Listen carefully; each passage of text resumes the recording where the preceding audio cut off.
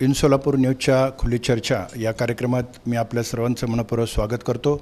आज या व्यासपीठावर भारतीय जनता पार्टीचे माजी जिल्हाध्यक्ष, प्रदेश कार्यकारिणी सदस्य आणि निवडणूक प्रमुख शहाजी पवार हे उपस्थित आहेत।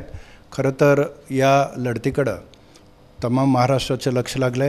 आमदार प्रणिती शिंदे यांच्याविरुद्ध आमदार राम सातपुते यांची होणारी ही निवडणूक अत्यंत प्रतिष्ठेची आणि अटीतटीची होणार आहे आणि यासाठी दोन्ही पक्षांनी विजयाचे दावे केलेत। विशेषतः भारतीय जनता पार्टी हॅट्रिक करून तिसऱ्यांदा पुन्हा ही जागा ताब्यात घेण्याच्या तयारीत आहे।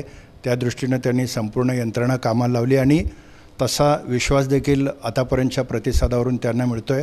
मागीलपेक्षा अधिक लीड यंदा मिळेल असा विश्वास भारतीय जनता पार्टीने यानिमित्त व्यक्त केला आहे। कालच पंतप्रधान नरेंद्र मोदी यांची सभा झाली आणि या सभेला जो उत्स्फूर्त असा प्रतिसाद मिळाला त्यामुळं आणखीनच मोठ्या प्रमाणात वातावरण बदलल्याचं चित्र या ठिकाणी पाहावयास मिळतंय। तर साधारण काय आव्हानं भारतीय जनता पार्टीपुढे आहेत, कशा पद्धतीनं त्या निवडणुकीला सामोरं जात आहेत, निवडणूक प्रमुख म्हणून शहाजी पवार हे आपल्याला या संदर्भात माहिती देतील आणि आपले जे काही प्रश्न असतील अगदी ते मोकळेपणानं या प्रश्नांना उत्तरं देतील आणि जनतेच्या मनात जे काही शंका आहेत, जे काही प्रश्न आहेत त्या संदर्भात देखील ते बोलतील। मी चॅनल प्रमुख समाधान वाघमोडे यांना विनंती करतो की त्यांनी कार्यक्रमात सुरुवात करावी। नमस्कार भाऊ। जय श्रीराम।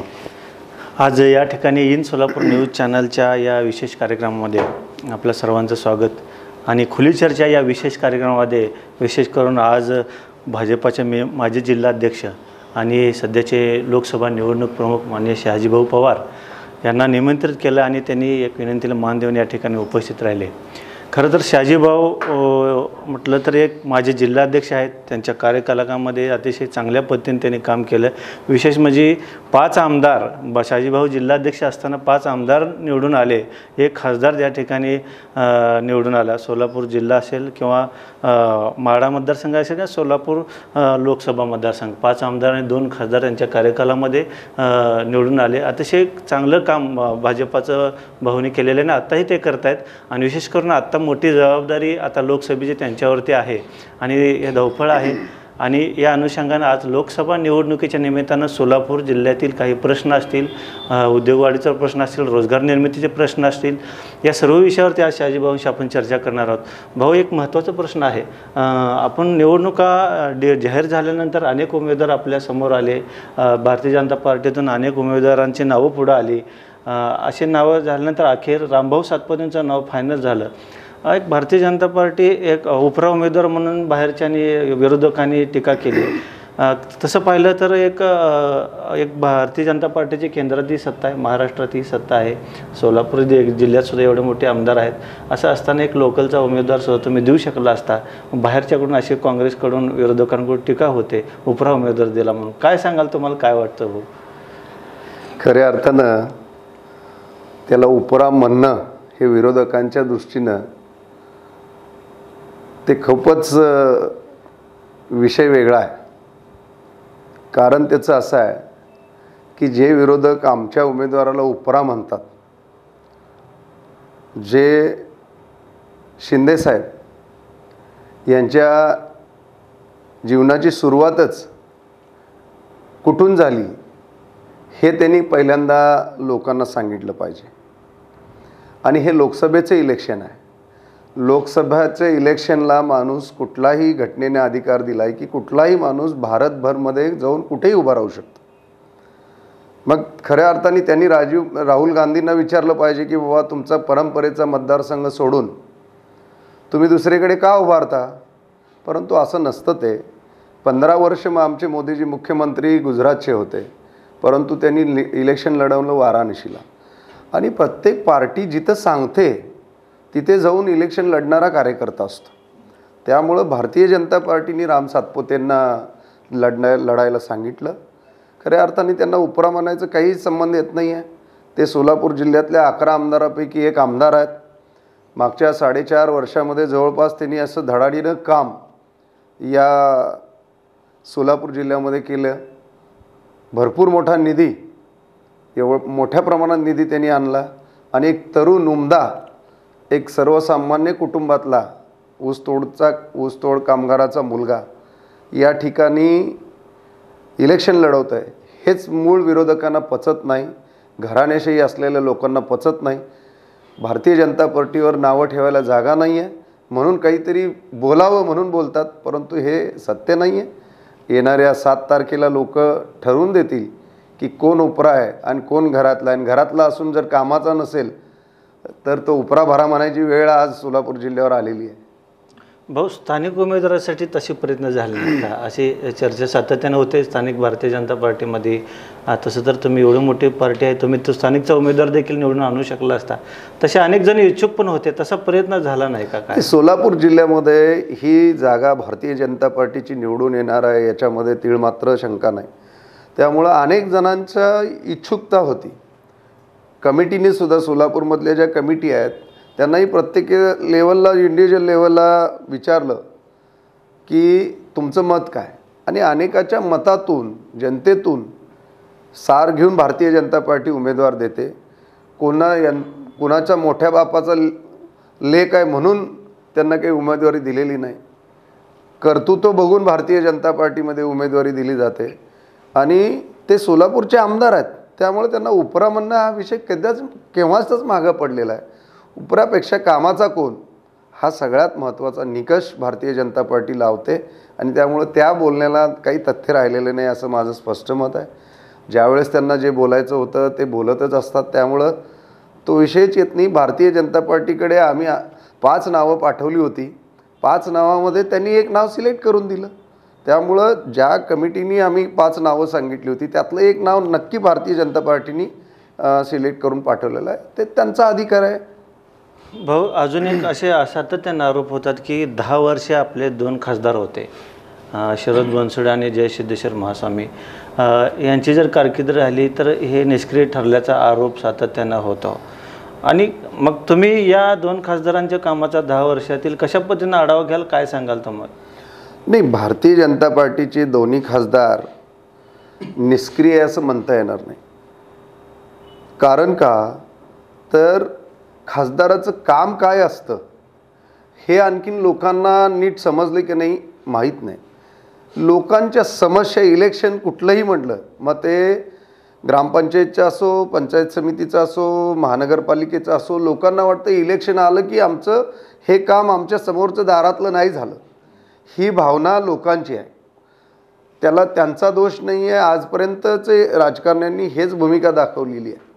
परंतु लोकसभेमध्ये काय काम असतं, विधानसभेमध्ये काय काम असतं, म्हणजे खासदाराकडे काय काम निघतं, आमदाराकडे काय काम निघतं, जिल्हा परिषदेच्या सदस्यांनी, महानगरपालिकेच्या नगरसेवकांनी काय काम करायचं असतं, ही वेगवेगळी कामं वाटून ही रचना लोकशाहीने लावलेली आहे. सरपंचांनी काय काम करायचं. परंतु लोकांना वाटतं की आम्हाला आमच्या नळाला पाणी आलं नाही तरी खासदार जबाबदार, आमच्या गटारी तुंबल्या तरी खासदार जबाबदार. असं नाही आहे. ते खऱ्या अर्थानं पाणी हे देण्याचं काम, त्याला निधी देण्याचं काम त्यांच्या माध्यमातून झालं पाहिजे. केंद्रातला पैसा मोठ्या प्रमाणात आपल्या मतदारसंघात कसा येईल आणि त्याच्यासाठी खासदार हा महत्त्वाचा असतो. त्यामुळं त्यांनी नळाला पाणी आलं का नाही बनण्यापेक्षा दुसरी जलवाहिनीचं काम मंजूर करून त्याला पैसे देण्याचं काम या कार्यकालात झालं. आज ज्यावेळेस खासदार होते त्यावेळेस सोलापूर जिल्ह्याचा, आज तुम्ही कुठलाही रस्ता घ्या, सोलापूर जिल्ह्याला मध्यवर्ती धरून तुम्ही सोलापूर विजापूर घ्या, सोलापूर अक्कलकोट घ्या, सोलापूर हैदराबाद घ्या, सोलापूर छत्रपती संभाजीनगर घ्या, सोलापूर कोल्हापूर घ्या, हे सगळे रस्ते कनेक्टिव्हिटी करून या ठिकाणी प्रत्येक गोष्टीला जवळता, म्हणजे शेतकऱ्याचा माल न्यायचा असेल, आज आपण अक्कलकोटला दर्शनाला जायचं असेल, तुळजापूरला दर्शनाला जायचं असेल तर म्हणतो नाही सोलापुरातून 20-25 मिनटं लागतात. म्हणजे तासनतास लागणाऱ्या गोष्टी ह्या मिनटावर आणल्या.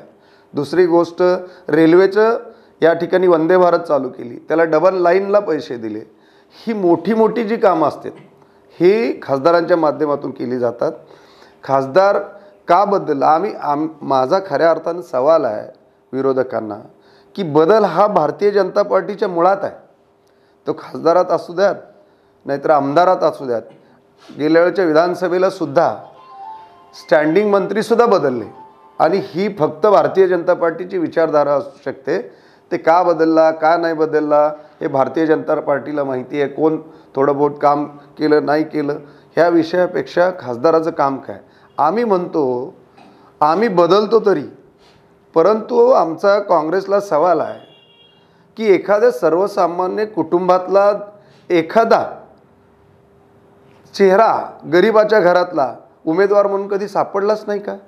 शिंदे साहेबांना या उमेदवारीमध्ये ते मुख्यमंत्री असताना लोकसभा त्यांच्याच मिसेसनी लढली.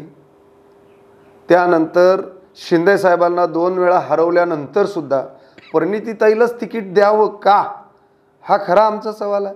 आज हेकी असा दलित चेहरा सापडला नाही का, राखीव चेहरा सापडला नाही का की त्यांच्याशिवाय कोणी दलितच नाही, त्यांच्याशिवाय दुसरा विकास करूच शकत नाही काँग्रेसमध्ये, असा काही प्रश्न आहे का. परंतु तसं नाही. एका सर्वसामान्य कुटुंबातली मुलं आज या ठिकाणी भारतीय जनता पार्टी वेचून काम त्या कार्यकर्त्याला कामाला लावते. म्हणून देशाचा पंतप्रधानसुद्धा एका चहा विकणाराचा मुलगा देशाचा पंतप्रधान होऊ शकतो. याच ठिकाणी होतं. एक ऊसतोड कामगाराचा मुलगा आमदार होऊ शकतो, त्याला खासदारकीचं तिकीट मिळू शकतं कुठल्याही वशिल्याविना. हेच भारतीय जनता पार्टीचं काम आहे आणि हेच खऱ्या अर्थानं लोकशाहीचं गुड आहे की जो शेवटचा माणूस आहे त्याला जो काम करू शकतो त्याला प्रवाहात आणणं. आणि माझं म्हणणं आहे की घराणेशाहीच कशाला पाहिजे. घराणेशाहीच्या विरोधात भारतीय जनता पार्टी काम करते. जो कामाचा आहे त्याच्या मागं 100% भारतीय जनता पार्टी उभा राहते. हा विषय महत्त्वाचा आहे. नाहीतर आपण आता जिल्ह्यात पाहतोय आपण की आज या ठिकाणी तुमच्या माध्यमातून आम्ही सगळ्यांच्या मीडियाच्या माध्यमातून पाहिलं की शरद पवार साहेब, सुशीलकुमार शिंदे साहेब, विजयदादा 14 वर्षांनी एकत्रित आले. म्हणजे त्यांना असं वाटलं की आता दुसरा वनवास आपला चालू झाला की काय 14 वर्षांनी, म्हणून ते एकत्रित आले. कशासाठी आले तर त्यांनी सांगितलं की पुढच्या पिढीच्या भविष्यासाठी, लोकांच्या विकासासाठी आम्ही एकत्र आलो. ज्यांच्याकडे 40-50 वर्ष ज्यांच्या हातात महाराष्ट्र होता, तिजोरीच्या चाव्या होत्या ह्या तिन्ही मातबर नेत्यांकडे, तर त्यावेळेस त्यांना जे जमलं नाही. आणि आता पुढच्या पिढीच्या भविष्यासाठी, पुढची पिढी म्हणजे कोण, सुप्रियाताई. पुढची पिढी म्हणजे कोण, विजयदादाचा पुतण्या. पुढची पिढी म्हणजे कोण, शिंदेसाहेबांची मुलगी. अरे या ठिकाणी तुम्हाला एकही सर्वसामान्य कुटुंबातला उमेदवार सापडला नाही का. खऱ्या अर्थाने हा सवाल भारतीय जनता पार्टीचा त्यांना आहे. भाऊ, तुम्ही आत्ता म्हणल्याप्रमाणे निश्चितच खासदारांची कामं वेगळी असतात, आमदारांची, नगरसेवकांचे असतील किंवा जिल्हा परिषदेचे, आणि शरद बनसोडे असतील किंवा महास्वामीजी असतील, त्यांच्या परीने त्यांनी केंद्रात प्रयत्न केला. काही कामं असतील किंवा काही प्रोजेक्ट असतील ते मंजुरीसाठी सातत्याने प्रयत्न केला. असं असतानासुद्धा निष्क्रियतेचा आरोप होतो. याचा अर्थ मग आपण ती कामं जनतेपर्यंत पोहोचण्यात कमी पडलात का भारतीय जनता पक्ष म्हणून? नाही, असं नाही. वेळोवेळी भारतीय जनता पार्टीच्या कार्यकर्त्यांनी ती कामं गाजावाजा करून मंजूर केलेलं आहे. परंतु आज विरोधकाकडे कुठलाही मुद्दा नाही आहे. विरोधकांना सांगायला, भारतीय जनता पार्टीवर आरोप करायला कुठलाही मुद्दा नाही आहे. विशेष का त्याचं कारण काय, गेल्या 10 वर्षामध्ये एकही भ्रष्टाचाराचा आरोप भारतीय जनता पार्टीवर झालेला नाही. कुठल्याही कार्यकर्त्यापासून नेत्यांपर्यंत कुठला आरोप झाला नाही. म्हणून काय म्हणायचं, मग हा उपरा उमेदवार आहे, हे निष्क्रिय आहे. मग आम्ही काय म्हणतो, तुम्ही 15 वर्षामध्ये काय केलं हे जनतेला सांगा. आज ते 15 वर्षे प्रणितीताई आमदार आहेत या मतदारसंघाच्या, सोलापूर मध्यच्या. तर 15 वर्षामध्ये 9 वर्ष सत्तेत होत्या त्यासुद्धा. 15 वर्षाच्या कार्यकालामध्ये 9 वर्ष त्या सत्तेत आहेत. आज मध्यची अवस्था काय आहे हा खऱ्या अर्थाने प्रश्न आहे. आणि मग तुमचं एवढं सगळं साम्राज्य असताना तुम्हाला का नाही जमलं मध्यचा विकास करणं. जर आडम मास्तर सरकार एखादा नेता गोरगरिबांची घरं उभारण्यासाठी त्या ठिकाणी झटतो आणि त्यालासुद्धा कुठलेही राजकारण मनात न ठेवता गरिबांची घरं उभा करतायत म्हणून भारतीय जनता पार्टी त्यांच्या पाठीमागं उभा राहते, हे मध्ये होऊ शकतं. तर मग प्रणितीताईला हे कधी समजलं नाही का. कारण जी मोठ्याची मुलं आहेत ती तोंडामध्ये सोन्याचा चमचा घेऊन जन्माला आली अशी जनता म्हणते, मला माहीत नाही. परंतु ज्याला करायचं आहे ते नक्की काम करतात, ज्याला करायचं नाही त्याला नाचता येईना अंगण वाकडं, असा विषय आहे. त्यामुळं एक बोट भारतीय जनता पार्टीकडे दाखवत असताना 4 बोटं त्यांच्याकडे आहेत हे ते नक्की सोयीनं विसरतात. भाऊ, याच्यात आणखी एक असं म्हटलं जातं की सुशीलकुमार शिंदे यांनी सोलापूर जिल्ह्यासाठी स्वतंत्र विद्यापीठ आणलं. NTPC असेल, पॉवर ग्रीड असेल, हे 2 मोठे प्रकल्प. आणि त्यांचं अजून एक काँग्रेसचं म्हणणं आहे की समांतर जलवाहिनी मुळात आम्ही हे केले म्हणतात. आणि इतकं जर आम्ही आणलेलं असताना 10 वर्षात भारतीय जनता पार्टीनं असं कुठला ठोस प्रकल्प सोलापुरात आणला की जेणेकरून जनतेने त्यांना मत द्यावं, असा एक प्रश्न केला जातो. काय सांगाल? नाही, भारतीय जनता पार्टीने ठोस प्रोजेक्ट कुठला आणला म्हणण्यापेक्षा जेवढी सत्ता यांच्या ताब्यात होती. आज आमचे खासदार देशाचे गृहमंत्री कधी नव्हते, आमचे खासदार राज्याचे मुख्यमंत्री कधी नव्हते, आमचा कोणता आमदार कधी राज्याचा मुख्यमंत्री नव्हता, आमचा कोणता आमदार 9 वेळा या महाराष्ट्र राज्याचा अर्थ सादर त्यांनी केलेला नव्हता. तरीसुद्धा जो तुलनात्मक विषय आहे 10 वर्ष विरुद्ध 60 वर्ष याचा जर कार्यकाल काढला तर भारतीय जनता पार्टीची 10 वर्षे ही सरस ठरतात.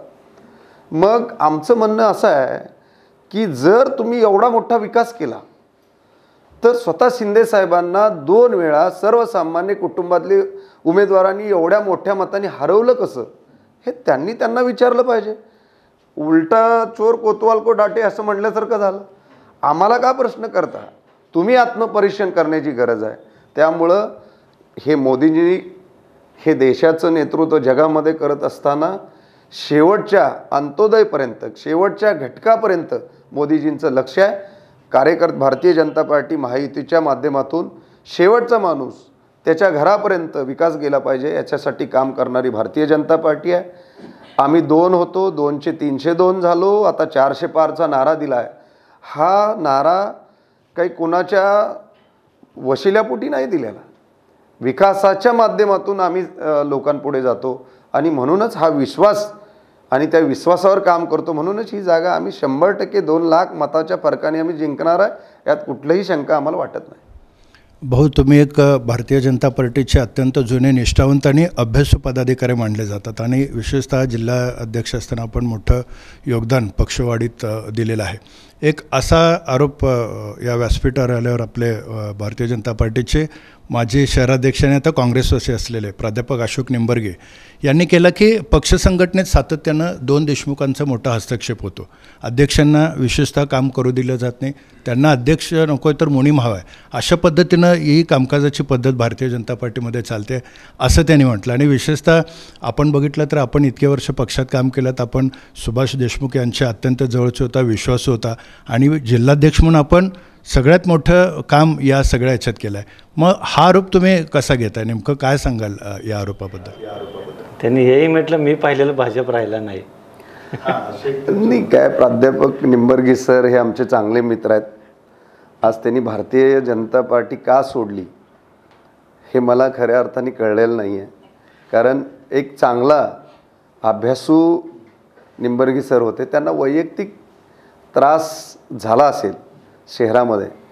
एखादं कुटुंब चालवत असताना सगळ्या मुलांना आपले वडीलसुद्धा सारखा न्याय देऊ शकत नाहीत.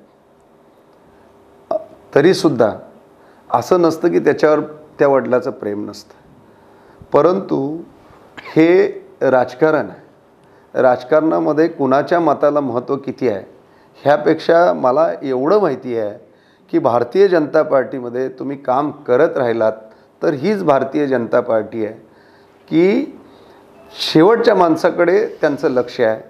त्याचं चांगलं उदाहरण मी नेहमी आमच्या कार्यकर्त्यांच्या मेळाव्यामध्ये देत असतो की अमर साबळे साहेबांसारखा एक खासदार, एक दलित समाजाचा, ते सुद्धा आत्ता या ठिकाणी इच्छुक होते आणि पार्टींनी त्यांना रात्री 2 वाजता फोन केला की तुम्हाला उद्या खासदार म्हणून शपथ घ्यायची आहे. त्यांना विश्वास वाटला नाही. त्यांनी रात्री 2-3 लोकांना फोन केला प्रदेशाच्या की हे खरं आहे का. त्यांनाही माहीत नव्हतं, कारण कुणाला विषय माहीत नव्हता. त्यांना रात्रभर झोप आली नाही. त्यांनी हे सांगितलेला किस्सा मी सगळ्यांना सांगतो आणि त्यांनी सकाळी उठून ज्यावेळेस परत ज्या फोनवरून फोन आलता त्यांना फोन केला, ते म्हणले अजून तुम्ही तिथंच आहे का, तुमचं नाव यादीत आलेलं आहे आणि तुम्हाला राज्यसभेवर घेतलं जातं. ही भारतीय जनता पार्टी आहे. आणि म्हणून निंबर्गी सर का नाराज झाले, ते आमचे चांगले मित्र म्हणण्यापेक्षा मार्गदर्शकसुद्धा होते. खऱ्या अर्थानं माझा स्पष्ट मत आहे की निंबर्गी सरांचे घरचे सुद्धा नगरसेवक होते. आज काँग्रेसमध्ये जाऊन काय साध्य करणार आहेत मला माहिती आहे. निंबर्गी सर जरूर नाराज असतील, पण ते मनापासून भाजपमध्येच आहेत. मी आपल्या माध्यमातून त्यांना विनंती करेन की जे काही ताटातलं वाटीत झालं तरी ते आपलं असतं. सर त्या ठिकाणी ते सरांना ती विचारधारा रुजणार नाही, कारण ज्या संघटनेतून त्यांनी वाढ करत करत आले आणि ते ज्या पक्षात गेले ते एका रागातून वैतागातून गेले असतील, परंतु सरांना शांत झोपताना डोळे झाकून जर विचारलं तर त्यांचं आजही मन तिथे लागलेलं नाही. म्हणून सरांना आपल्या माध्यमातून मी विनंती करेन, सुबह का बोला शाम को घर आया तो बहुत बड़ी बात होगी. आणि ते माझे चांगले मार्गदर्शक आहे. आपल्या माध्यमातून मी त्यांना विनंती करेन की सर परत एकदा तुम्ही असा विचार करावा. ही आमचा एक छोटा भाऊ म्हणून त्यांना विनंती आहे. ते दोन देशमुखांचं राहिलं की त्यांनी सांगितलं ते हस्तक्षेप होते पक्षामध्ये. नाही, काय दोन देशमुखांचा हस्तक्षेप, तो शहरात कसा झाला, गट तटक काय आहेत, हे प्रत्येक कुठे ना कुठं होत असतं की प्रत्येक नेत्याला वाटतं की माझ्या जवळच्या माणसाला, कार्यकर्त्याला काहीतरी मिळावं. तसं सरसुद्धा दोन्ही देशमुखांकडे होते. त्यामुळं सरांना आज सर सर्वसामान्य कुटुंबातले आहेत. सरांचा जर विचार केला तर शहराध्यक्षसुद्धा याच पार्टीने सरांना केलं.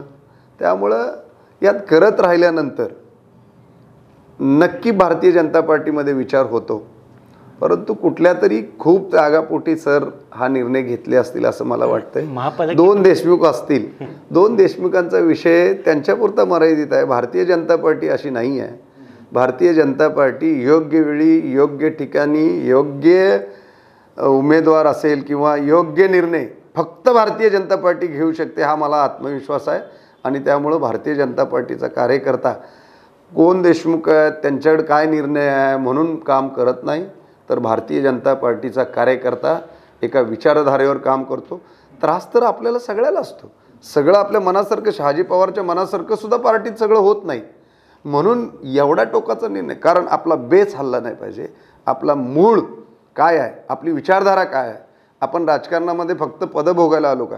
मी माझ्या आयुष्यामध्ये 27 वर्ष झालं राजकारण करतोय, 27 वर्ष झालं भारतीय जनता पार्टीचं काम करतोय, परंतु मी पार्टीवर कधीच नाराज नाही, होणार पण नाही.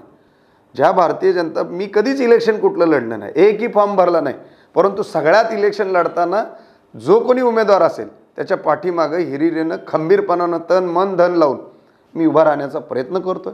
त्यामुळं सगळ्यांनाच लढायला मिळेल असं नाही, परंतु या ठिकाणी आपल्याला आपली विचारधारा काय हे सगळ्यात महत्त्वाचं आहे. मीपेक्षा आम्ही महत्त्वाचं हे मानून चालणारा भारतीय जनता पार्टीमध्ये कार्यकर्ता जास्त प्रमाणात असल्यामुळं भाजपचे 302, 400 पार नक्की होणार आहे. नमस्कार भाऊ. काँग्रेसचे 40 वर्ष आणि भाजपचे 10 वर्षातील कामावर कसं तुलना करणार तुम्ही?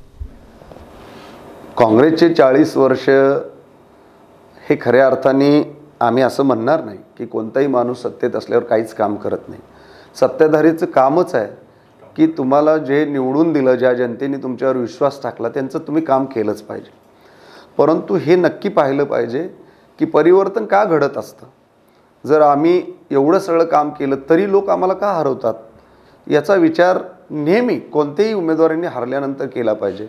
हारजीत मोठी गोष्ट नाही आहे. जिंकणं हरणं हे निवडणूकमधलं गोष्ट होणारच आहे.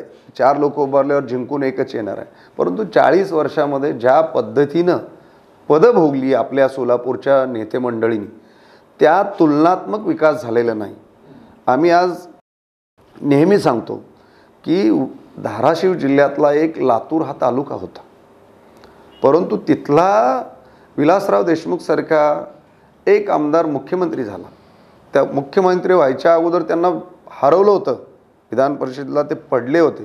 त्यानंतर सगळ्यात रेकॉर्ड ब्रेक निवडून आले आणि पार्टीने त्यांना मुख्यमंत्री केलं. मुख्यमंत्री केल्यानंतर लातूरचा विकास काय झाला.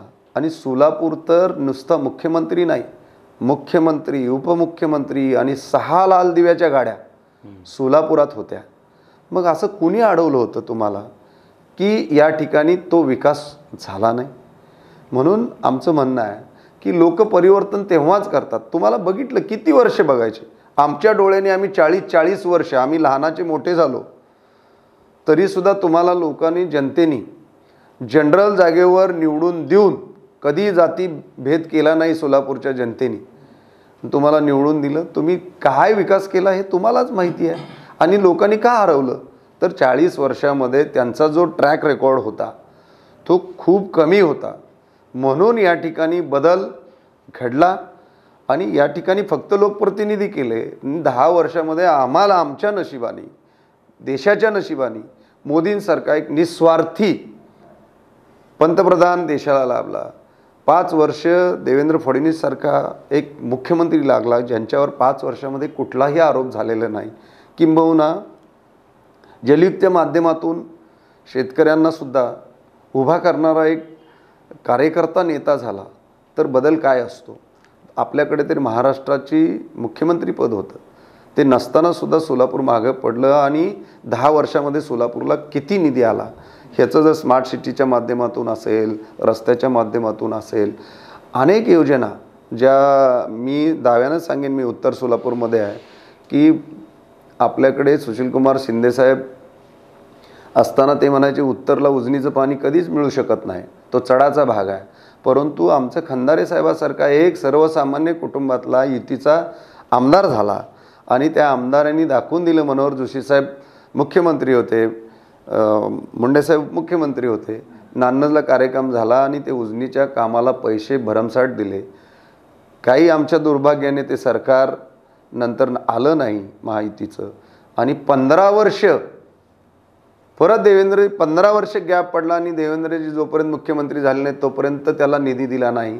का तर ते त्या महायुतीच्या काळातलं कामकाज आहे. जर त्यांना पैसे दिले तर परत त्यांना श्रेय जाईल म्हणून हा घाट घातला आणि म्हणून तुम्हाला खऱ्या अर्थाने लोकांनी हरवलं.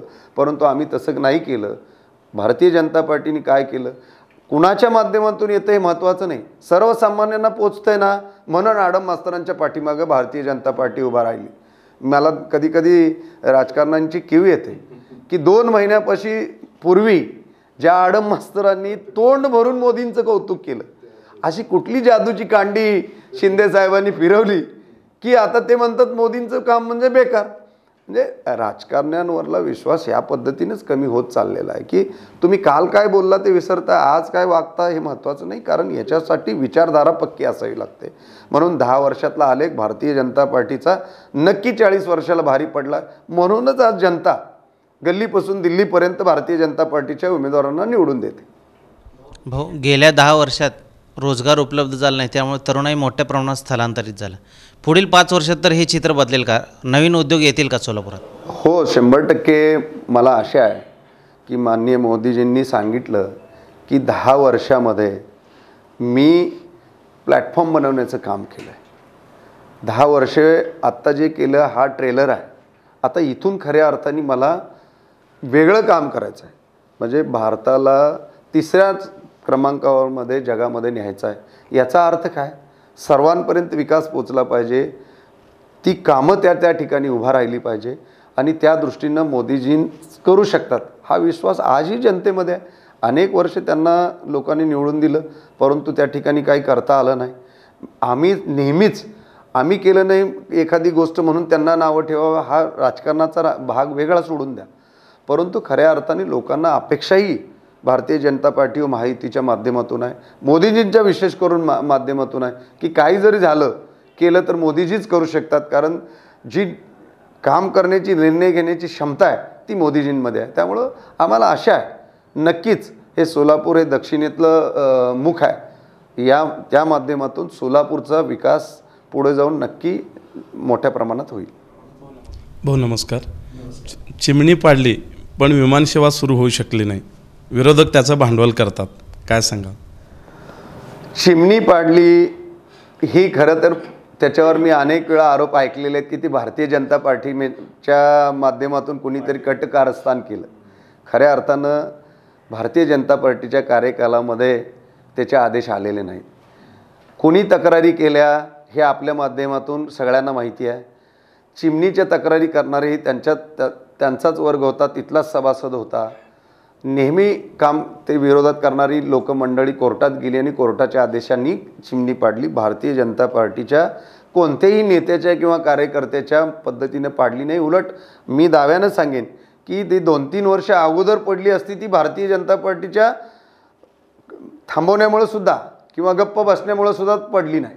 परंतु चिमणी पाडली म्हणून खऱ्या अर्थाने काही शेतकऱ्याचं मोठं नुकसान झालेलं नाही आहे. गेल्या वर्षीपेक्षा सुद्धा चिमणी असताना जेवढं गाळप झालं त्याच्यापेक्षा थोडं गाळप जास्तच आत्तासुद्धा झालेलं आहे. जी अनधिकृत गोष्ट आहे ती पाडली म्हणून कुणी नाराज व्हायचं काम नाही आहे. कारण त्याला परवानगी असती तर कुणीही पाडू शकलं नसतं. आपण काम करत असताना अधिकृत आणि अनधिकृतचा विषय केला पाहिजे. आम्ही शेतकऱ्याच्या बाजूने आहोत का तर 100% आहोत. शेतकऱ्यांचं नुकसान झालं नाही पाहिजे. परंतु आता चिमणी पाडली म्हणून कोणत्या शेतकऱ्याचा 10 एकर ऊस शिल्लक राहिला आहे असं कुणीतरी पुढे येऊन सांगावं. पर्याय शेतकऱ्यांना देण्याची भूमिका ही सरकारची असते. अनधिकृत गोष्टी आहेत. मग आता मला सांगा, त्यांची चिमणी पाडली नसती तर रस्त्यावरल्या टपऱ्या हटवण्याचा काय अधिकार महापालिकेला आहे? गोरगरिबाची बऱ्याच ठिकाणची घरं ज्यांनी अनधिकृत ज्याला राहायला जागा नाही त्याच्यावर सुद्धा आज JCB फिरला जातो.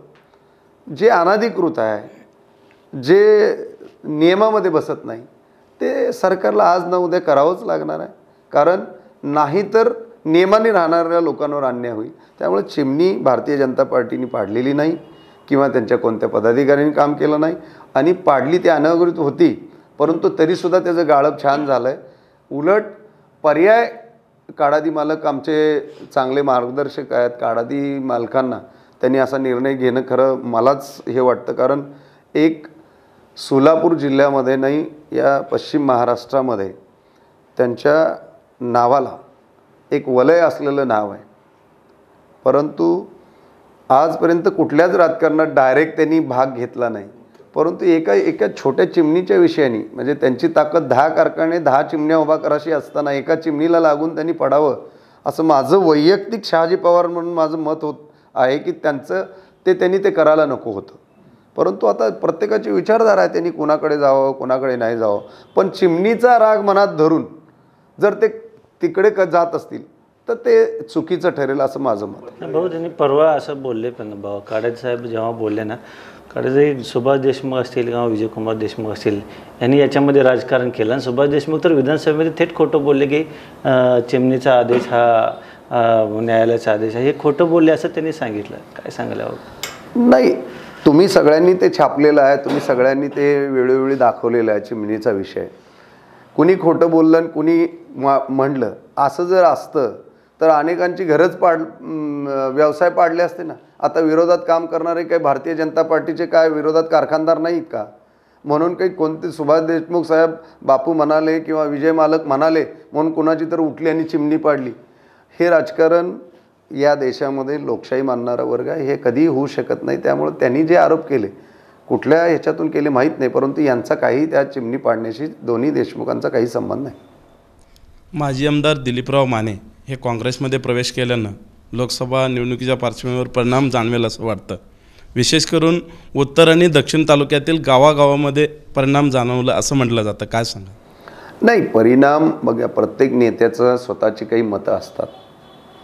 आम्ही मान्य करतो की दिलीपराव माने मालकसुद्धा आमदार राहिलेले आहेत. परंतु या ठिकाणी त्यांनी स्वतःचं मत अगोदर फिक्स करावं की ते नेमकं कुठं आहे आणि नंतर सांगावं की बाबा काय होणार आहे. ज्याला पटतं तिकडे जातं माणूस. त्यांनी मुळातच ते काँग्रेसचे विचाराचे होते, त्यानंतर परत शिवसेनेत आले, गेल्या वेळेस अगोदर विरोधात होते, गेल्या वेळेस आमच्याबरोबर आले, आता विरोधात आहेत. त्यामुळं लोकांनासुद्धा नेहमी दल बदलल्यानंतर कार्यकर्त्यांना विश्वास नसतो. आज कोणताही माणूस कोणताही गावातला एखादा शेतकरी घ्या, शेतमजूर घ्या, त्या प्रत्येकाच्या हातामध्ये अँड्रॉइड मोबाईल आहे आणि तो विचार करतो आहे, प्रत्येकाला तपासतो आहे. आपल्याला वाटतं की आम्ही भाषणं केली तरच त्याला ते सगळं कळेल आणि तो आमचं ऐकेल, असं नाही आहे. ते फक्त आमच्या समाधानासाठी आहे. लोकांनी पक्कं ठरवलं आहे की कोणाला काय करायचं.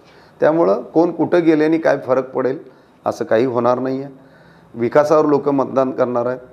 लोकांनी ठरवलेलं आहे की मला माझ्या खात्यावर दर 4 महिन्याला कोण पैसे टाकतं, मला जलजीवनच्या माध्यमातून माझ्या दारात नळाचं पाणी कुणी आणून दिलं आहे, मला घर नसताना मला घर कुणी दिलं आहे, हे सगळं माहिती आहे.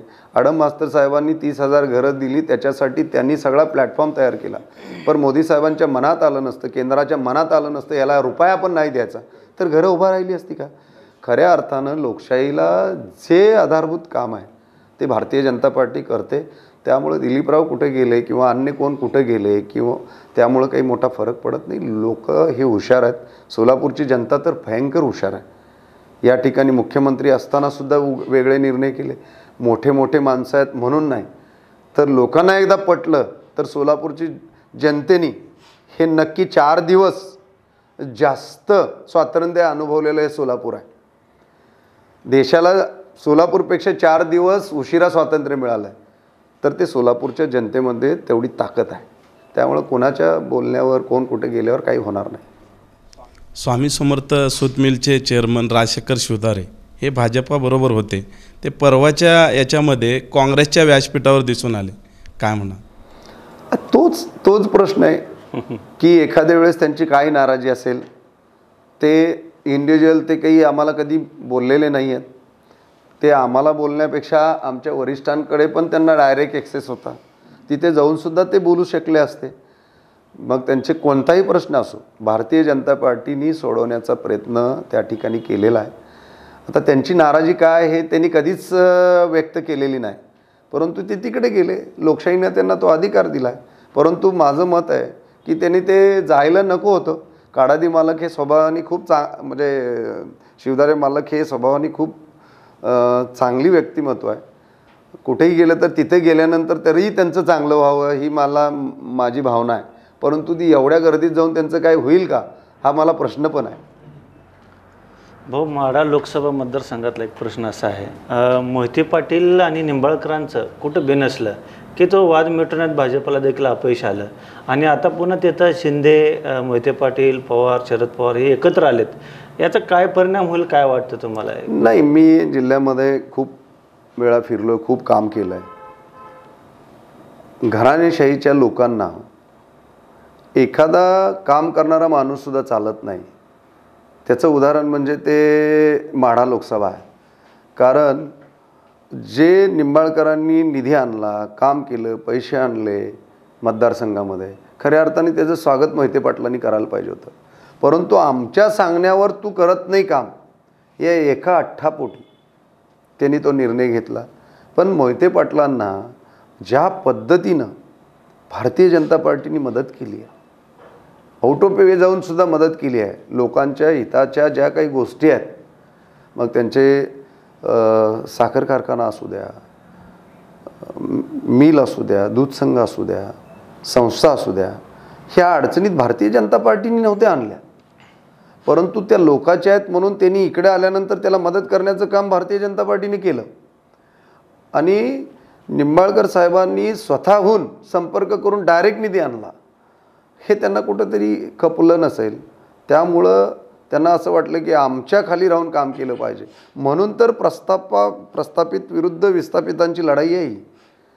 हे प्रस्थापितांना कधीही चालणार नाही की विस्थापित माणसं प्रस्थापिताच्या नादाला लागावेत. म्हणून त्या ठिकाणी असं झालेलं आहे. परंतु काही झालं तर मी गेल्या वेळेस जिल्हाध्यक्ष असताना पहिल्या इलेक्शनला एकच खासदार होता. मी जिल्हाध्यक्ष 2 टर्म होतो. मी त्यावेळेस दाव्यानं सांगितलं तर 1 वर आम्ही 1 फ्री देणार. परंतु सोलापूरच्या दोन्ही जागा ही भारतीय जनता पार्टी चांगल्या मताने जिंकेल. भाऊ, मराठा आरक्षणासंदर्भाचा एक महत्त्वाचा प्रश्न असा आहे की मराठा सकल मराठा समाजाचे समन्वयक माऊली पवार या ठिकाणी आले होते परवा, आणि त्यांनी असा आरोप केला की भाजपानं मराठा आरक्षणासंदर्भात फसवणूक केली आणि फडणवीस साहेबांनी तर थेट ह्यात राजकारण केलं. काय सांगायला भाऊ तुम्ही? आता कोण काय म्हणतंय, छत्रपती शिवाजी महाराजांनंतर मराठ्यांना चेहरा कोण आहे का नाही, प्रत्येकाला असं वाटतं की मी महाराजच आहे का काय, अशा भावनेतनी बी काही लोक उठतात आणि बोलतात.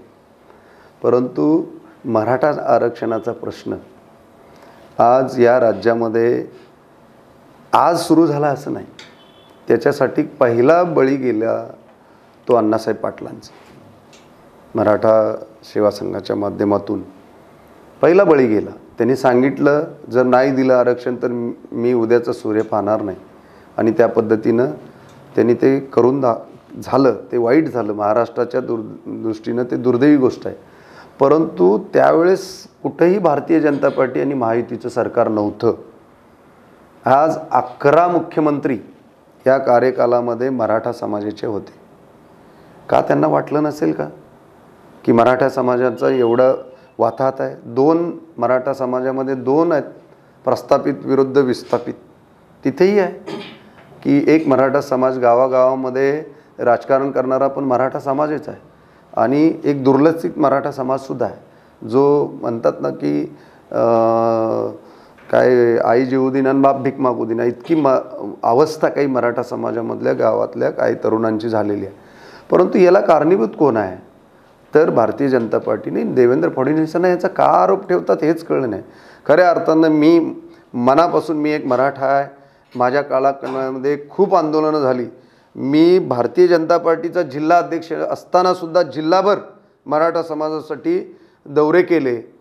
मी प्रसंगी भारतीय जनता पार्टीच्या जिल्हा अध्यक्षपदाची तमा बाळगली नाही, पण मराठ्यातल्या समाजातल्या गरिबाला न्याय मिळावा यासाठी मी सुद्धा आंदोलनं केलेली आहेत. परंतु आज ते आंदोलनं एका विशिष्ट गटाची झालेली आहेत.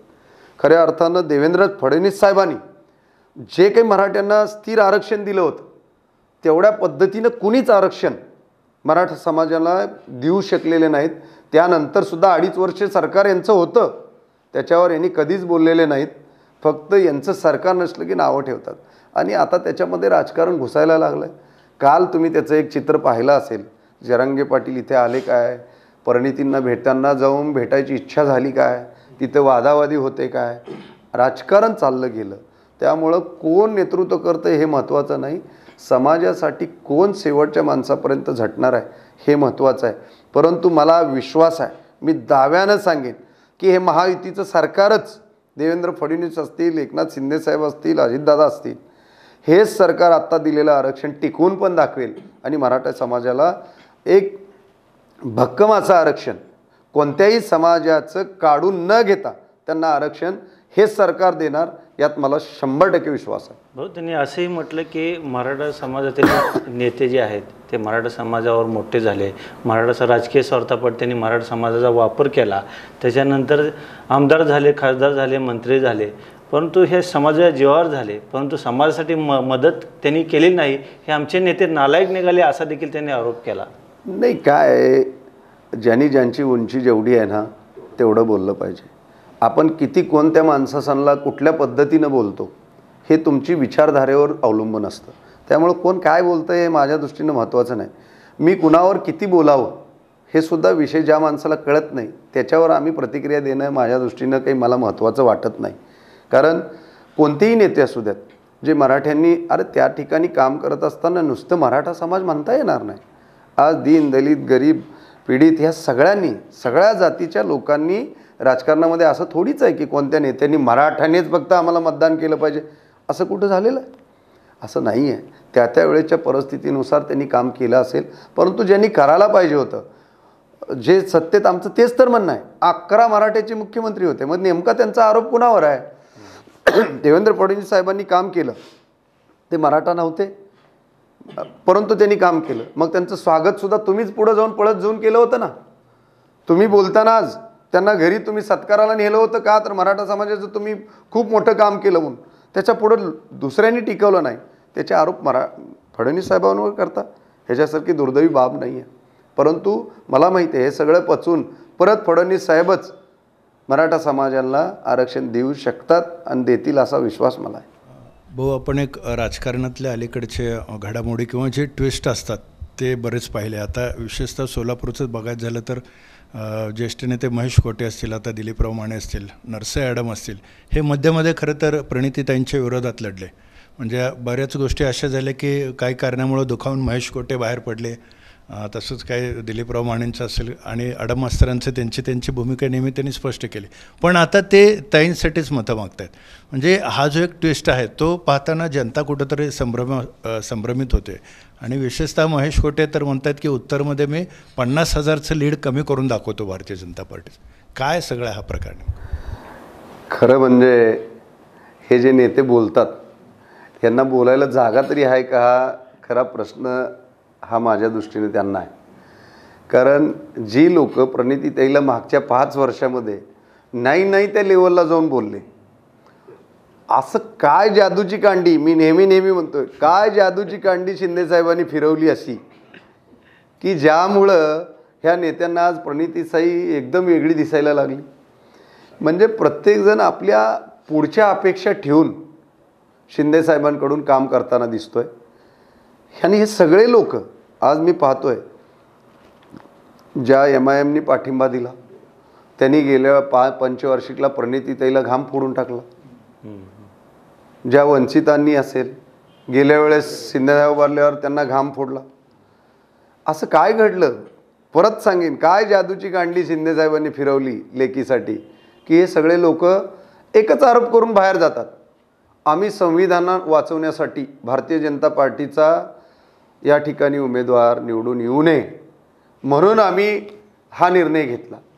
अरे हा निर्णयच तुम्हाला घ्यायचा होता तर एका सोलापूरच्या जागेवर जागा निवडून आल्यावर संविधानाचा प्रश्न मिटणार आहे का? मग सगळ्याच ठिकाणी MIMनी पाठिंबा काँग्रेसला द्यायला पाहिजे होता. सगळ्याच ठिकाणी वंचितांनी पाठिंबा हा काँग्रेसला द्यायला पाहिजे होता. फक्त सोलापूर लोकसभेमध्येच एवढं संविधान धोक्यात आलं आहे का? हा खरा माझ्या दृष्टीनं पडलेला प्रश्न आहे, जनतेलाही प्रश्न पडलेला आहे. आणि म्हणून खऱ्या अर्थानं हे जर इलेक्शन पाहिलं तर लोकशाहीची पायमल्ली करण्याचं काम काँग्रेसच्या माध्यमातून होताना दिसतं आहे. आज बघा, वंचितचा उमेदवार या ठिकाणी फॉर्म काढून घेतो आणि राहुल गांधीच्या सभेमध्ये व्यासपीठावर जाऊन दिसतो. म्हणजे ह्याचं काय होतं, काय म्हटलं पाहिजे? म्हणजे खऱ्या अर्थानं संविधान 8 वेळा बदलण्याचं काम, त्याच्यामध्ये चेंजेस करण्याचं काम काँग्रेसने केलं. काल देशाचे पंतप्रधान सोलापूरला त्यांनी सांगितलं की आम्ही 1% हे आम्ही बदल करणार नाही आणि करू देणार नाही. आजही माझ्याकडे तेवढी संख्या आहे. त्यांनी सांगितलं, भाषण ऐका तुम्ही, की माझ्याकडे ती संख्या आहे की आम्ही बदल करू शकतो, तरीसुद्धा आम्ही ते करणार नाही. 400 पारचा नारा आम्हाला वेगळ्या गोष्टीसाठी पाहिजे, हे त्यांचं मत होतं. परंतु तरीसुद्धा हे एकच कारण देतात का, यांना दाखवायला दुसरी जागा नाही आरोप करायला, म्हणून संविधानाचं नाव घ्यायचं आणि स्वतःच्या पोळ्या भाजून घ्यायचं. हा उद्योग या मतदारसंघातच चालला आहे. त्यामुळे संविधानाला कुठलाही धोका नाही. प्रणिती शिंदेसाठी नाही तर स्वतःची पोळी भाजून घेण्यासाठी काही मंडळी त्या ठिकाणी गेले असतील तर ते त्यांना लखला. भाऊ, अजून एक प्रश्न असा आहे, अशोक निंबर्गे असतील, संजय क्षीरसागर मोहोळ तालुक्यातले यापूर्वी देखील आमदारकीला त्यांनी उभारले होते आणि त्याच्यानंतर नागेश वल्ल्याळ हे एक निष्ठावंत भाजपचे होते, नाराज होऊन बाहेर पडले. आज संजय क्षीरसागर मोहोळ तालुक्यामध्ये तुतारे हातात घेतलेले आहे, काय सांगाल यावर? कसं आहे की आता संजय क्षीरसागरांचं काय झालं, ते एकदा शिवसेनेतनं लढले, एकदा भाजपतून लढले, म्हणजे शिवसेनेकडे पण गेले होते, भाजपतून खरं त्या अर्थाने ते लढले. त्याच्या अगोदर त्यांच्या मोठ्या भावाला 2 वेळा 3 वेळा भारतीय जनता पार्टीने उमेदवारी दिली, नागनाथ भाऊंना. आता ते काय गेले त्याचा प्रश्न मी खऱ्या अर्थाने त्याचं उत्तर देऊ शकत नाही. परंतु भारतीय जनता पार्टीने त्यांना जो सन्मान पाहिजे होता तो दिला. त्यांनी त्याचं आत्मपरीक्षण केलं पाहिजे की आपण का निवडून नाही आलो. भारतीय जनता पार्टीने तुम्हाला संधी वेळोवेळी दिली.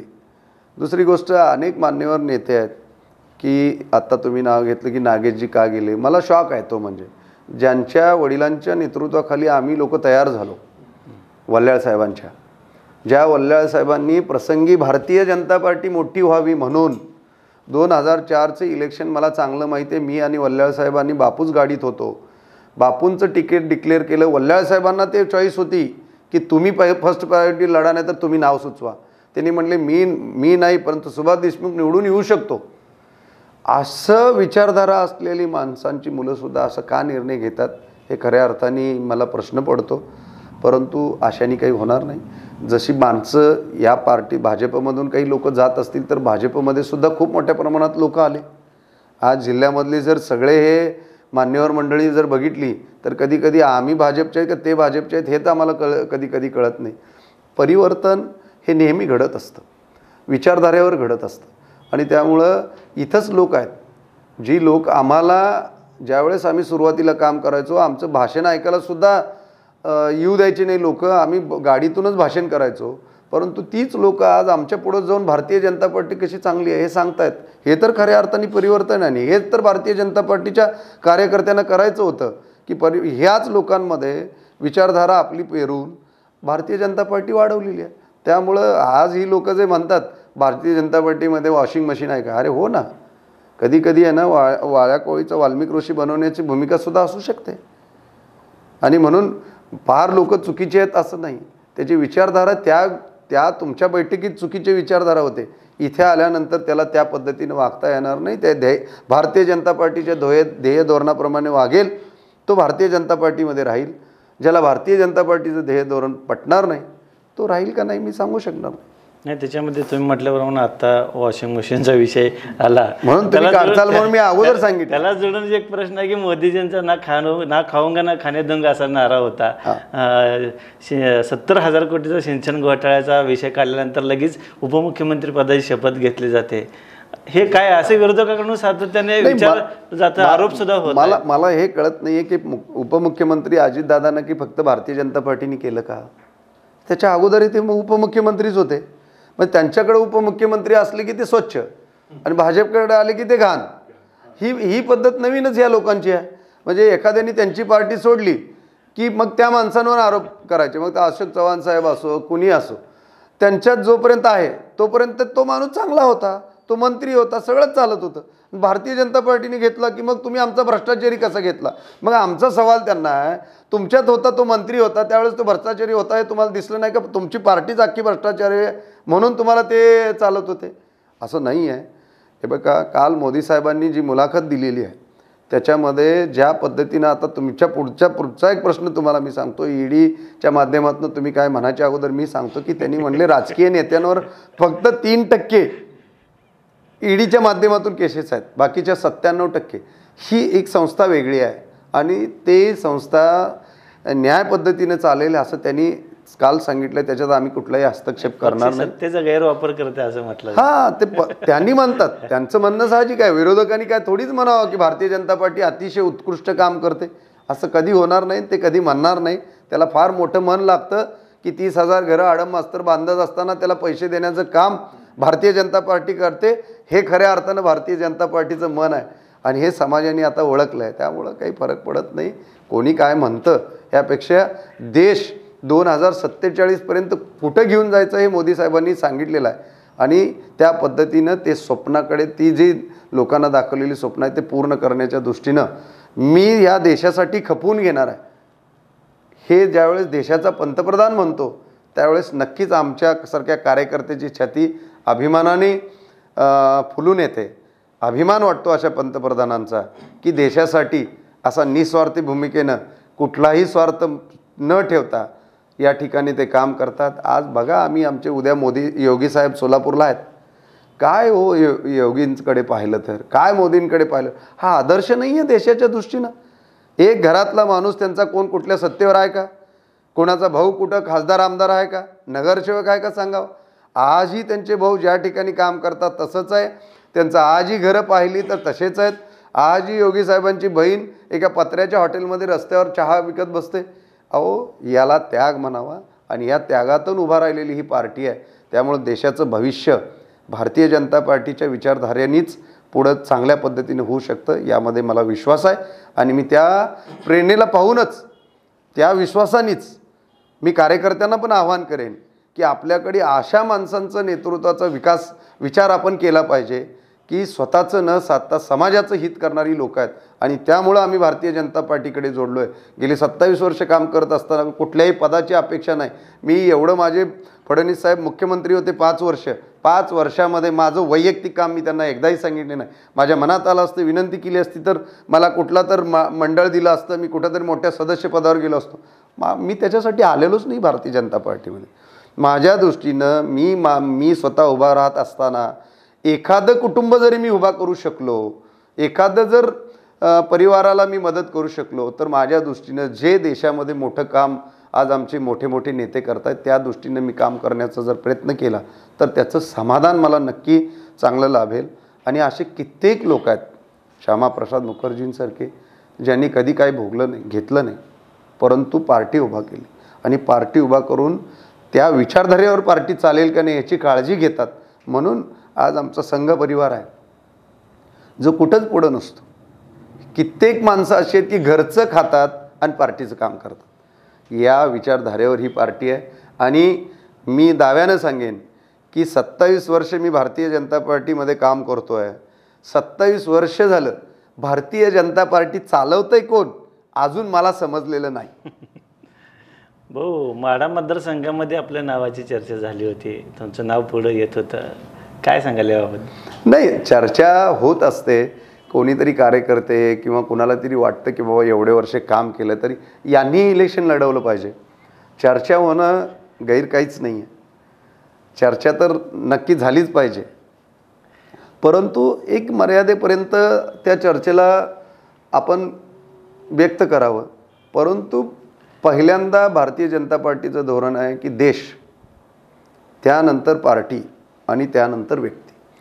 आम्ही ह्या पद्धतीनं काम करतो. मला काही माझ्या भारतीय जनता पार्टीने मला या जिल्ह्याचा अध्यक्ष केला. माझ्यासारखा सर्वसामान्य शेतकऱ्याचा मुलगा पंतप्रधानांना 7 वेळा भेटला कालच्या सभेसहित. हे खूप माझ्यासाठी प्रेरणादायी आहे, खूप प्रेरणादायी आहे. आणि हे फक्त भारतीय जनता पार्टीमध्येच होऊ शकतं.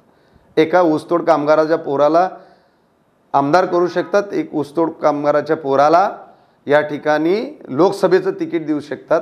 हे फक्त भारतीय जनता पार्टीमध्ये होऊ शकतं. त्यामुळं येणाऱ्या तरुणांना मी आवाहन करेन की इकडं तिकडं न जाता जर ज्याला राजकारणाची इच्छा आहे त्यांनी भारतीय जनता पार्टीसुद्धा दुसऱ्या पर्याय शोधू नये. कारण ज्याला कोण नाही त्याला भारतीय जनता पार्टी नक्की आहे हे मी दाव्याने सांगेन. भाऊ, उत्तम जानकरांनी ऐन वेळेस पवारांसोबत जाणं पसंत केलं आणि आज ते खूप खालच्या स्तरावर जाऊन आरोप करतायत, काय सांगा? जे मोहिते पाटलांच्या मांडील लावून ते बसलेत आणि त्यांच्यातलं आणि मोहिते पाटलांमधलं वैरत्व उभ्या महाराष्ट्राने पाहिलंय आणि आता ते अगदी गुणगान गात आहेत. म्हणजे कसं सगळं? अरे हेच तर संविधान खतरे में आहे. माझा आमचा प्रश्न आहे त्यांना. खरं संविधानाला धोका अशाच लोकांकडून आहे की भारतीय जनता पार्टीने तिकीट नाही दिलं म्हणून तिकडं पळायचं आणि भारतीय जनता पार्टी बेकार आहे म्हणून सांगायचं. त्यांची इच्छा सोलापूर लोकसभेला होती. आज परंपरेनं विरोध ते मोहिते पाटलांना होता आणि असं काय झालं की ते तिकडे चालले फक्त आणि फक्त स्वतःचा स्वार्थ की हे इकडे निवडून आले तर मला आमदारकीला यांनी शब्द द्यावा आणि तो त्यांनी दिला आहे म्हणे. असं होत नाही आहे. शब्द कोणी कोणाला देण्यापेक्षा शब्द हा जनतेकडून घेतला पाहिजे नेत्यांनी. शब्द नेत्यांनी दिलेला खरा नाही आहे. शब्द जनतेला द्या आणि शब्द जनतेकडून घ्या तर खऱ्या अंतरानं तुमचं राजकारण टिकणार आहे. त्यामुळं जानकर विणकर आज ते काय भाषा वापरतात की मीच अजित पवारांना पार्टीतनं काढून टाकतो. काय काय बोलावं म्हणजे आज करमणूक नसेल तर अशा लोकांना आपल्याला जर टाईमपास करायचा असेल तर काही अशा लोकांची भाषणं तुम्ही ऐकत जा जे की आपल्याकडे तसे भरपूर नमुने महाराष्ट्रामध्ये आहेत की सकाळी उठल्यापासून टी व्हीवर बोलत राहतात. त्यातला एक हा नमुना आहे. एक महत्त्वाचा प्रश्न असा आहे की 2 महिन्यापूर्वीच पंतप्रधान सोलापूर दौऱ्यावर होते. काल सोलापुरात आले, अत्यंत उत्स्फूर्त असा प्रतिसाद होता. आज माळशिरसमध्ये आहेत. एकाच जिल्ह्यात 2 सभा पंतप्रधानांच्या होत आहेत. 2 महिन्यापूर्वीच ते सोलापुरात आले होते. याचं देखील आता एक राजकारण कुठंतरी केलं जातं आहे. यात असं म्हटलं जाते की कुठंतरी भारतीय जनता पार्टीला वाटत होते की त्यांचे हे शीट धोक्यात आहेत दोन्ही आणि म्हणूनच त्यांना परत एकदा मोदींचा सहारा घ्यावा लागला. काय नेमकं सांगा? नाही, धोक्याबिक्यात नाही आहे. आज या ठिकाणी राहुल गांधी सभेला आले म्हणून त्यांचं शीट धोक्यात होते म्हणून आले का? असं काही नाही. प्रत्येक पार्टी आपल्या आपल्या पक्षाचा प्रचार करते, आपल्या आपल्या उमेदवाराचा प्रचार करते. त्या नियोजनामध्ये त्यांची सभा लागली. आता आम्ही असं म्हणायचं का अमित शहा साहेबांची सभा लागली ती रद्द झाली? काहीतरी वेगळं कारण असू शकतं. मोदी साहेबांची सभा आली. आम्ही तर मोदी साहेब वर्षाला एकदा यावे असं कार्यकर्त्यांना वाटतं. कारण एवढा मोठा नेता जर आपल्या ठिकाणी सोलापूरला आला आणि त्यांनी काही शब्द दिले आणि त्यातले 2 जरी केले तर आमच्यासाठी खूप मोठी गोष्ट आहे. त्यामुळं ही सभा या ठिकाणी सीट धोक्यात आहे म्हणून नाही आली तर भारतीय जनता पार्टीच्या प्रचारासाठी भारतीय जनता पार्टीचा नेता येणं यात काहीच गैर नाही आहे. किंवा कोणत्याही पार्टीचा नेता त्यांच्या उमेदवारासाठी प्रचाराला येणं त्यात काहीच गैर नाही. उद्या सोनिया गांधीसुद्धा येऊ शकतात प्रचाराला, आम्ही थोडीच अडवलं. हा केवळ एक दिशाभूल करणारा आरोप होतो. हा दुसरं काय करू शकतात ना ही लोक. आजपर्यंत देशाला 60 वर्षात फक्त धुळफेक केली. काँग्रेसनी आज सर्वसामान्यांचा गरिबीने हटावचा नारा त्यांची 4थी पिढी द्यायला लागली. नेहरूजी पंतप्रधान होते, इंदिरा गांधी पंतप्रधान होते, राजीव गांधी पंतप्रधान होते, यांचे 10 वर्ष 15 वर्ष पंतप्रधान होते. गरिबी हटावचा नारा काँग्रेसच्या मेनूमध्ये हटतच नाही कधी. आमचे बघा 370 आम्ही सांगितलं होतं, आम्ही हटवलं. राम मंदिरचा प्रश्न सांगितला होता, राम हा आस्थेचा विषय आहे लोकांच्या, आमच्या मेनूमध्ये होता. आम्ही तो करून देऊ असं सांगितलं होतं, ते योग्य वेळ आल्यावर करून दिला. परंतु यांची गरिबी अजून काय, यांच्या स्वतःच्या अजून गरिबी हटल्या का नाही माहीत नाही. जनतेचं काय हे भलं करणार आहेत. शेतकऱ्यांना यांनी राजा राजा म्हणून नुसती भाषणं केली. शेतकरी म्हणजे जाणते राजे सुलाभ म्हणजे या ठिकाणी निवडणूक लढवून गेले. त्या लोकांनी कधीच शेतकऱ्यांसाठी काय करण्याचं धोरण आखलं नाही. परंतु अल्पशा का होईना प्रमाणात शेतकऱ्यांच्या खात्यावर पैसे देण्याचं काम याच मोदी सरकारने केलं. आता राज्य सरकारने जेवढं केंद्राचे तेवढं राज्याचे सुद्धा देण्याची भूमिका केली. आज मला माहिती आहे, मी ग्रामीण भागामध्ये राहिलेलो आहे, राहतोय, रोज जातोय. मी एक शेतकरी आहे, मी आजही चांगली शेती करतो. 1000 रुपये 2000 रुपयेसुद्धा नाही, 100 रुपयेसाठी सुद्धा अडकलेली अडणारी कुटुंब मी पाहिलेली आहेत. 100 रुपये नाही आहेत. आज मुलाला औषध घ्यायला 100 रुपये नाही आहेत. डॉक्टरकडे जायला, त्याला प्रथमोपचार घ्यायला 100 रुपये उसणं मागणारा सुद्धा वर्ग आज गावामध्ये आहे. त्यासाठी 12,000 रुपये खूप मोठी गोष्ट आहे. आणि मला माहिती आहे भविष्यामध्ये शेतकऱ्यासाठी सुद्धा मोदी साहेबांच्या डोक्यामध्ये वेगवेगळे प्लॅन आहेत. आणि आज अनेक गोष्टी त्यांनी केलेल्या आहेत. मी दाव्यानं सांगेन या ठिकाणी अनेक गोष्टी खऱ्या अर्थानं अटलजींच्या काळामध्ये शेतकऱ्यांचं हे झोनबंदी उठवण्याचं कामसुद्धा आज जे शेतकरी संघटना काम करतात ना, त्याचं खरे प्रणेते अटलजी आहेत. झोनबंदी केली नाही तर पहिलं काय होतं, या साम्राज्यवादीच्या कचाट्यातून गावातला शेतकरी शेतमधून सुटणंच कठीण होतं. आमच्या डेअरीला दूध नाही घातलं, यांचं दूध नसायचं. आमच्या कारखान्याला ऊस नाही गेला, नाही दिला तर त्यांचा ऊस जाळून टाकायची वेळ यायची. आमच्या ग्रामपंचायती किंवा आमच्या मागं नाही राहिला तर यांचे सोसायटीचे सगळे रोकं आडायचे. आज ते सगळं बंद झालं आहे. त्याच्यावरले सगळे बंद म्हणजे बंद झालं आहे. आणि हे शेतकऱ्याला स्वाभिमानी यातनं बाहेर काढण्याचं काम हे भारतीय जनता पार्टीच्या सरकारनेच केलं असं माझं स्पष्ट मत आहे. शहाजी पवार यांनी अत्यंत स्पष्टपणे आणि पुराव्यानिशी प्रत्येक प्रश्नाला उत्तर दिलेत. खरं तर 40 वर्षातील कामांचा लेखाजोखा आणि 10 वर्षातील कामाचा लेखाजोखा करताना निश्चितच 10 वर्षातील कामं ही मोठी राहिली. आणि तुमच्याकडे केंद्रातील एवढी मोठी पदं होती, 5-5 लाल दिव्याच्या गाड्या सोलापूर शहर जिल्ह्याला होत्या, तर विकास का झाला नाही असा परखड सवाल त्यांनी केला आहे. आणि शिवाय मराठा आरक्षणाला ठोस आणि टिकणारं आरक्षण हे भारतीय जनता पार्टीच देईल असा दावा देखील त्यांनी केला आहे. आमचा उमेदवार 2 लाख मताच्या मताधिक्यानं या ठिकाणी निवडून येईल असा विश्वास देखील त्यांनी व्यक्त केला आहे. आणि प्रत्येक प्रश्नाला त्यांनी या ठिकाणी ठामपणे आणि सडेतोड उत्तर दिले. भाऊ, खरं तर तुम्ही निवडणूक प्रमुख आहात, मोठ्या प्रमाणात तुम्हाला सर्वेकडे येणं जाणं असतं. अशा व्यस्त वेळापत्रकात आपण या ठिकाणी आलात, या खुले चर्चा कार्यक्रमात सहभागी झालात आणि जनतेच्या मनातील जे काही शंका आहेत किंवा विरोधकांचे आरोप आहेत त्या सर्वांना तुम्ही अगदी मनापासून आणि स्पष्ट उत्तर दिलं, त्याबद्दल आपलं मनापासून आभार मानतो. धन्यवाद. आपण आम्हाला बोलवलं, आमच्या भावना जनतेपर्यंत पोहोचवण्यासाठी उपलब्ध करून दिली, त्याबद्दल भारतीय जनता पार्टीच्या वतीनं व शहाजी पवारच्या वतीनं मी आपलं खूप आभार व्यक्त करतो.